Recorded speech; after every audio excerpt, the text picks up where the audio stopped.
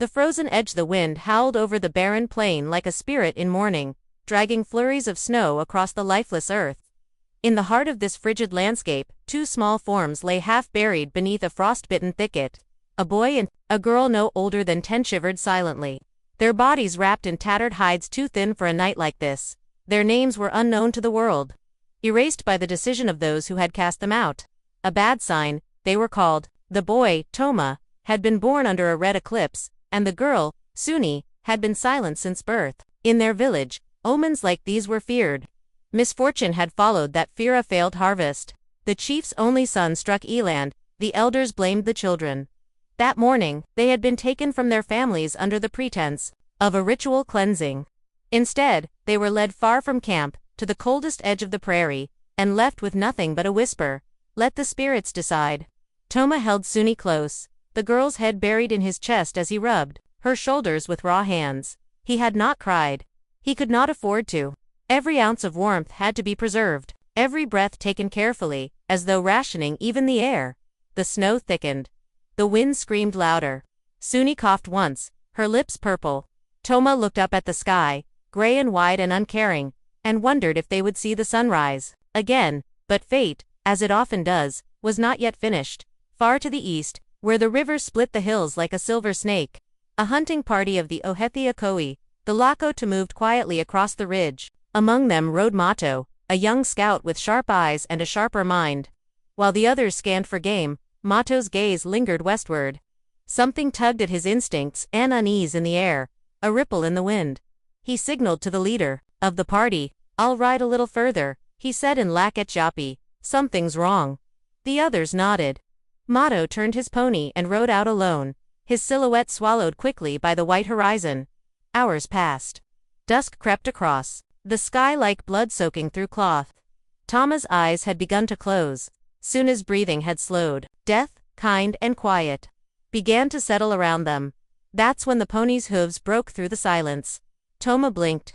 A figure emerged from the storm, tall, wrapped in furs, face painted in streaks of charcoal and ochre. The stranger, dismounted, approached without hesitation, and knelt beside the children. Mato reached out a gloved hand and touched Suna's cheek. Ice, he swore under his breath. Then scooped her up with one arm, Toma with the other. No more dying today, he murmured, then turned back toward the ridge. The journey back was slow. The wind punished them, and the snow thickened, but Mato's will did not break. When he finally rejoined the others, they gathered close in stunned silence. A girl, limp and ghost pale. A boy, eyes wide with disbelief. They wasted no time. Fires were built, blankets wrapped, herbs burned. An old woman, the healer of the band, whispered songs into Suni's ear while pressing warmth into her chest, and for the first time in what felt like forever, Toma wept, not out of pain, not from fear, but because someone had come, and they had not left. Among the Lakota, the tipi glowed with firelight, its hide walls shielding the children from the merciless wind outside. The scent of sweetgrass and cedar clung to the air, curling upward with every breath of the flames. Toma sat beside Suni, who now slept wrapped in thick buffalo hides, her lips no longer blue. Her chest rose and fell in steady rhythm, each breath a miracle. The Lakota moved quietly around them. These were not the people who had spoken of curses and omens. They did not recoil from the children or whisper behind their backs. They moved with intention, observing, tending, and accepting. Mato knelt beside them again, his face now free of paint, his dark eyes filled with concern and curiosity. You're safe now, he said gently. I am Matu. My people are the Wiak Api. Theope, the family of the sun. Toma stared back silently, unsure if he could trust words anymore. The last people who said he was safe had left him to freeze. But Mato didn't press. Instead, he offered fuda, thick stew of bison meat and roots. Toma hesitated only a moment before taking it with shaking hands. He didn't speak, he only ate. That night, Suni stirred and opened her eyes. Toma was the first thing she saw, his hand still on hers. When she turned her head and saw unfamiliar faces, she did not flinch.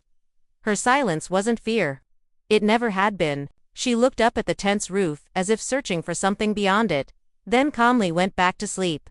In the days that followed, the children became part of the camp, not fully, not yet, but enough to be noticed and cared for. The elders discussed them in hushed tones. One old man, Wuha, had seen signs in the children's arrival. He called it Wawa High Tea, a great dream fulfilled.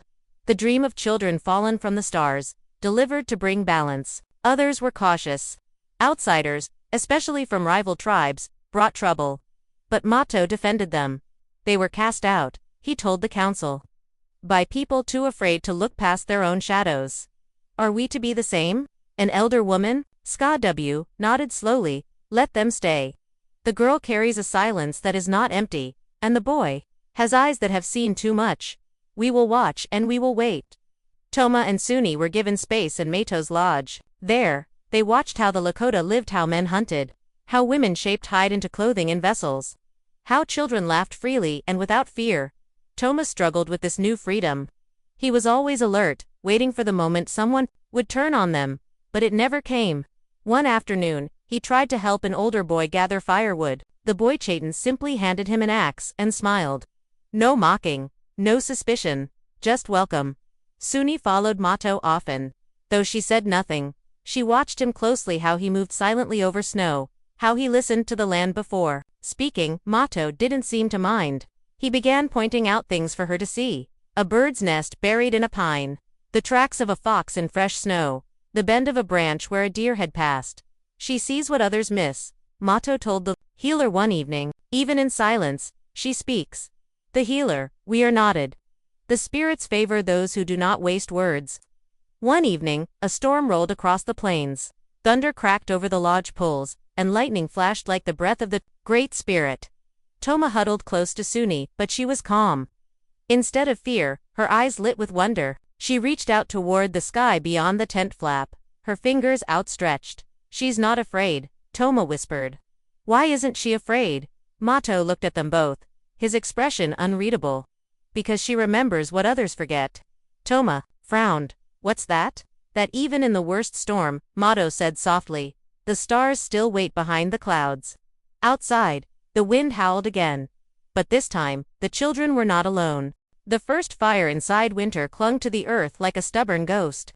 But within the Lakota village, warmth bloomed not just from fire, but from the steady rhythm of life that moved like a heartbeat through the camp. Days passed, and the children's limbs grew stronger, their eyes brighter. Still, neither child spoke, Suni by nature, Toma by caution. But both were watching, listening, absorbing. Toma began to follow Mato on short outings, helping him set snares and track small animals.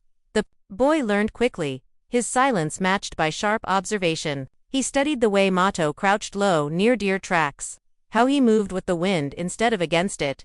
You are quiet, Mato said one morning, crouched near a rabbit trail. That is good. Quiet men live longer in the wild.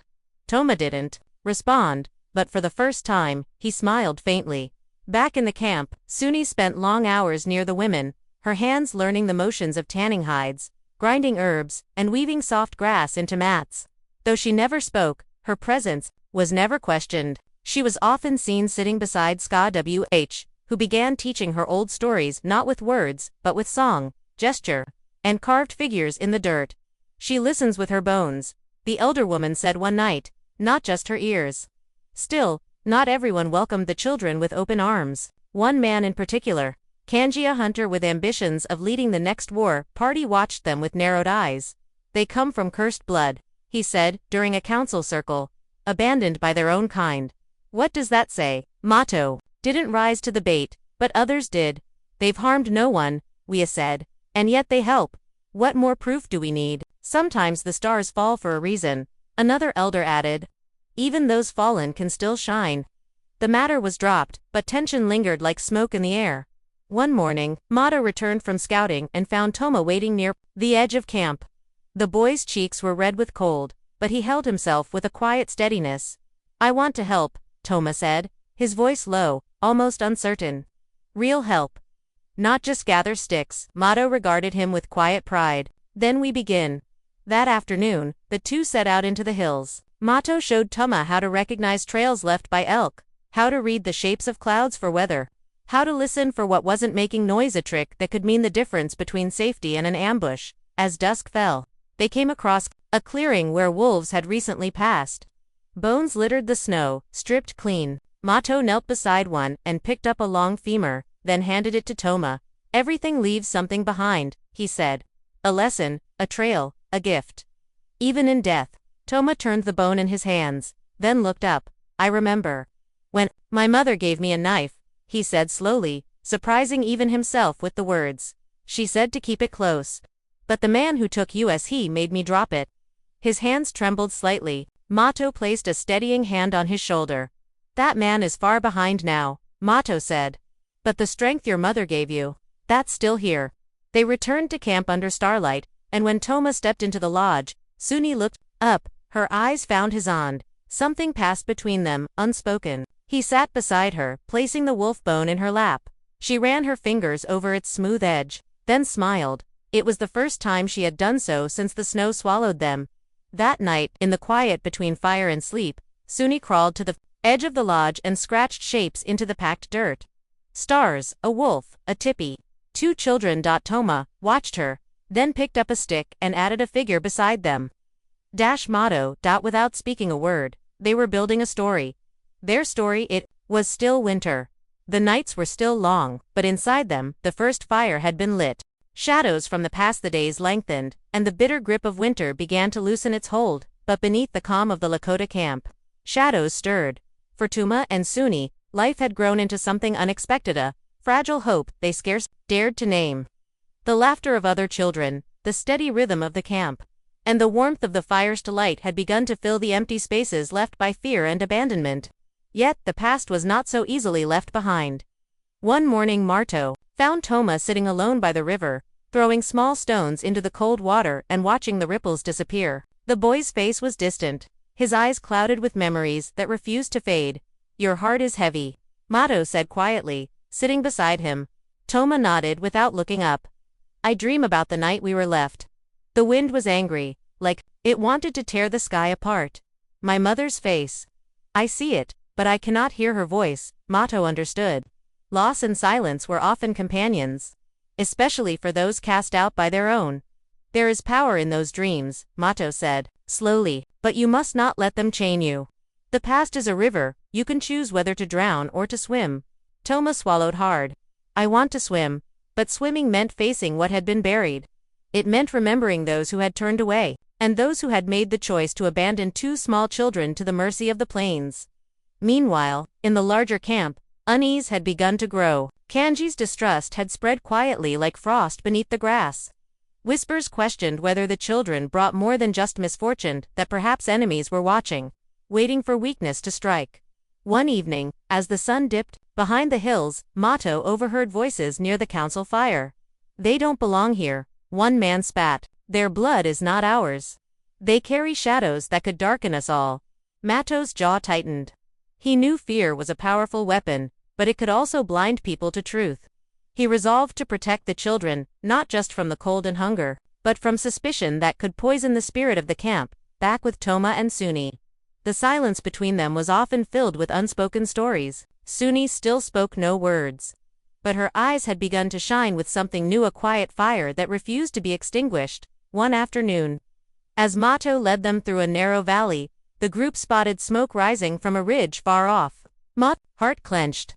It was a sign not just of fire, but of movement. Others were near, others who might bring danger, or, perhaps, answers. The next days were tense. Scouts were sent out. The camp braced for unknown travelers, but Marto insisted that they prepare not just for battle, but for peace. And then they came. 2 figures emerged from the dust, a man and a woman, faces etched with wear and desperation. They were strangers to the Lakota, but not to Toma and Suni. The man stepped forward and knelt before Mato. We seek our children, he said simply, voice heavy with regret. Toma's breath caught. Suni's hands clenched the wolf bone tightly. Mato studied the strangers carefully. Why have you come now? The woman's eyes filled with tears. We were wrong. We left them to die out of fear. We have hunted for them since. Forgive us. The camp was silent. Toma looked to Suni, searching for her reaction. Suni's eyes held no hate, only something that looked like sorrow. Mato spoke gently. Forgiveness is not given lightly. It must be earned. The strangers nodded. We will do whatever it takes. That night, as the fire crackled, the children sat by the glowing embers, caught between past pain and future possibility. The Lakota watched, some with hope, some with doubt. the journey was only just beginning. Trials of trust. The arrival of the strangers brought a ripple of tension through the camp. The once steady hum of daily life felt fractured, like the crack in a frozen river just before it breaks. Toma and Suni sat apart, their eyes wide with uncertainty. The people they had known as protectors now watched closely, waiting to see what would come next. The man and woman, whose names were Nija and Mato's own distant kin, came forward with stories of regret. They spoke of fear, superstition, and harsh decisions made under pressure. They explained how they had been outcast from their tribe for the same reason, ancient beliefs about omens and curses. Mato listened carefully. You speak of fear, he said slowly, but what you do with it shapes the path ahead. Are you ready to walk a new one? Nija's voice was steady, but her eyes glistened with tears. We are. Please, help us to make right what was broken. The Lakota elders gathered for a council meeting. The question hung in the air. Could those who cast out the children be trusted to help heal the wounds they had caused? During the days that followed, the camp remained divided. Some believed in second chances. Others feared the shadow of the past would poison the future. Toma felt the weight of it all, but in the quiet moments, Mato took him aside. Trust is not given. It is earned. Through actions and patience, Mato explained. You have already learned the power of silence. Now, learn the strength of forgiveness. With a new resolve, Toma and Suni began to open themselves more. Suni started to hum melodies she had heard from the Lakota women, tiny sounds that blossomed into words. Each syllable was precious, a fragile bridge between the silence of her past and the promise of a future. One afternoon, Mato led the children to a hidden valley, a sacred place where the earth was warm beneath the snow. Here, he said, we build a fire. Not just for warmth, but for new beginnings. Together, they gathered wood and kindling. Toma struck flint against stone, sparking a flame that grew into a roaring fire. Around the blaze, the children and their families gathered. Sharing stories and songs, Nija and her husband joined the circle, their faces solemn but hopeful. They pledged to support the children and the camp, vowing to stand against the fear that had once torn them apart. Days turned into weeks. Slowly, the tension eased. The camp's rhythms returned, now enriched with a deeper understanding of courage, forgiveness, and the fragile power of trust. Toma felt the change within himself. No longer was he a boy abandoned and afraid. He was part of something greater, family community, a people who had chosen to fight the cold darkness with fire and heart. One evening, as the sun dipped low, Suni spoke her first full sentence, soft but clear. We are home. The camp erupted in quiet cheers. Mato smiled, pride shining in his eyes. Yes, he said, you are home. The healing circle spring whispered its arrival across the plains, softening the frozen earth and coaxing new life from beneath the snow.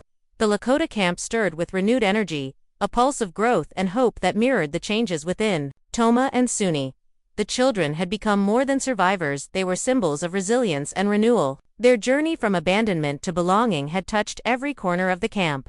One morning, Mato called a gathering at the central fire. Elders, warriors, women, and children came together in a circle of strength and healing. We have witnessed great change, Mato began, his voice steady and clear.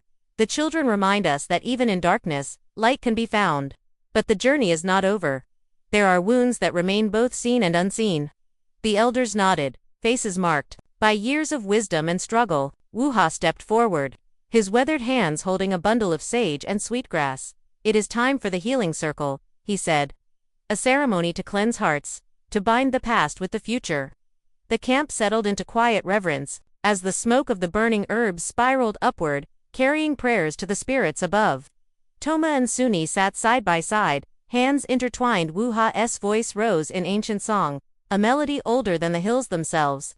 The words spoke of forgiveness, strength, and the enduring power of family. Suni closed her eyes, feeling the warmth of the fire and the gentle touch of the smoke. For the first time, her voice joined the chant, soft and tentative but growing stronger with each phrase.